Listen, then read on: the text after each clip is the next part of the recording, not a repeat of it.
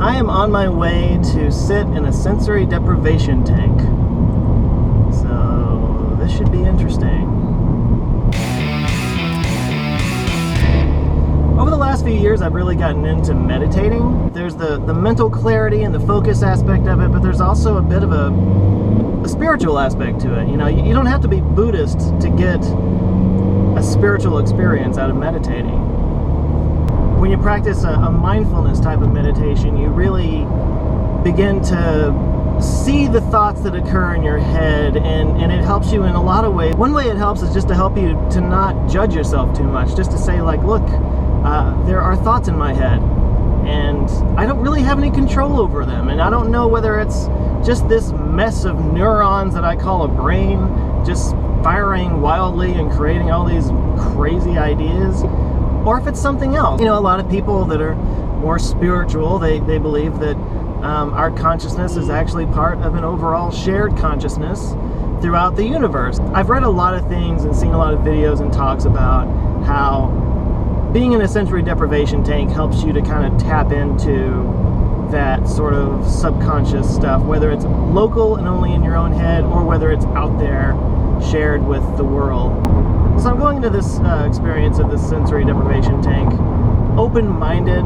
You know, at the very least, I'm going to try to get something out of it, just in terms of relaxation and mental clarity, that whole thing. At, you know, its best, maybe I am able to really break free from my bionic chains and move into some other plane of existence or something. I could come out of this totally enlightened. I've got very modest expectations for this whole thing. By the way, if you wonder where I'm going to this place called Adrift Float Spa in Preston Hollow here in Dallas. My wife Amy got me this as a birthday present. It's a gift card for one float session, so I'm finally getting a chance to use it. I would have done it a long time ago, but I got sick like right after my birthday, and I really didn't want to be, you know, floating in there trying to transcend while going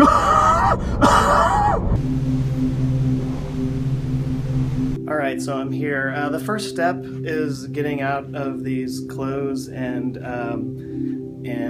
getting in a robe to go into the whole thing. But anyway, so I need to change. I don't have a whole lot of time. Every second that I'm talking to you is a second that I'm not in the tank, so I'm moving on. I'm now in my robe and look something like a Jedi Knight or a mental patient. I don't know which.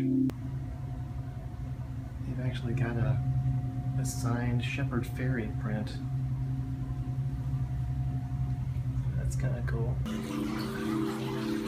It's super dark in here, so I don't know if you can see anything, but they've got me in this like zero gravity chair that like massages you. So I guess before you go in there, first they beat the hell out of you.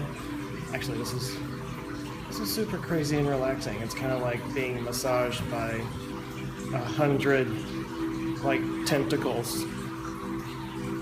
I kind of like it.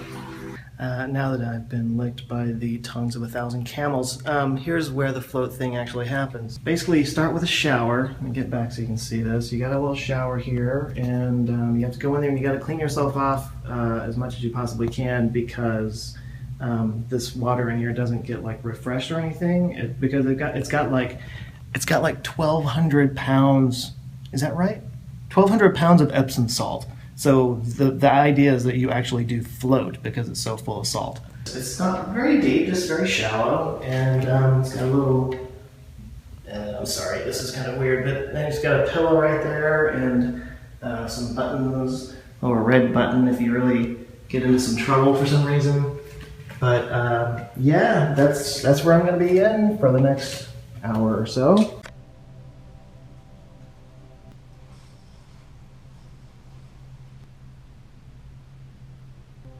Okay, here I go.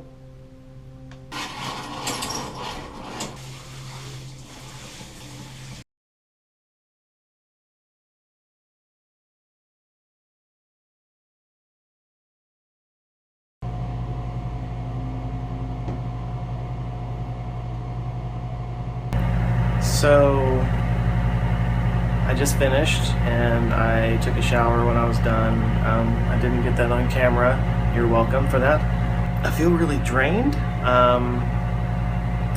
This is an interesting thing. I just floated in water for an hour, and I am not pruny even a little bit. I think that's kind of amazing. That's probably the result of all the salt in there.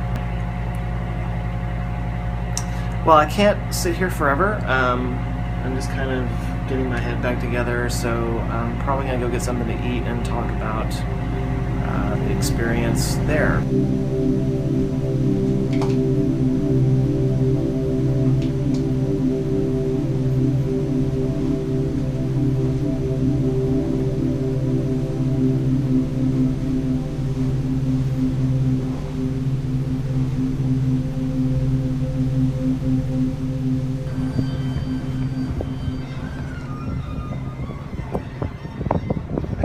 Sensory deprivation tank, my initial thoughts. I never felt as sensorily deprived as I thought I would. And you're never completely still. I mean, even as you're breathing, you know, because of buoyancy, I suppose, like as you're breathing in and out, it would cause the water to bob up and down just a little bit, so you can kind of feel it around the edges of where the water is touching your skin. The water is, you know, it's 1,200 pounds of salt, so it's just so completely saturated with salt. And if you have any cuts, or like I had a hangnail on my pinky, it stings. I was expecting it to be something more like meditation on steroids, and that really wasn't the case. The biggest thing that really got to me was, I don't think your body is really meant to be floating like that.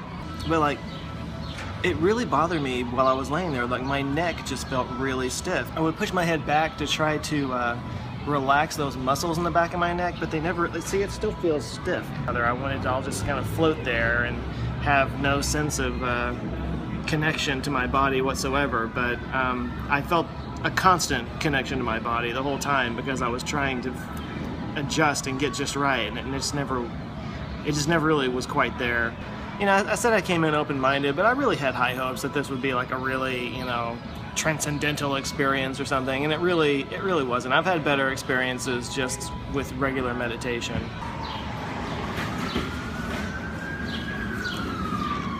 If I had some final thoughts on this whole thing, I guess it would be that it wasn't quite what I was expecting it to be. It wasn't quite the experience that I thought it would be. It's something in the back of my neck just couldn't quite relax, and when I did make it relax, my neck went back like this. But the problem is, when your neck is way back like this, your mouth starts to hang open, and after a while my mouth would get dry, and then that would shake me out of it.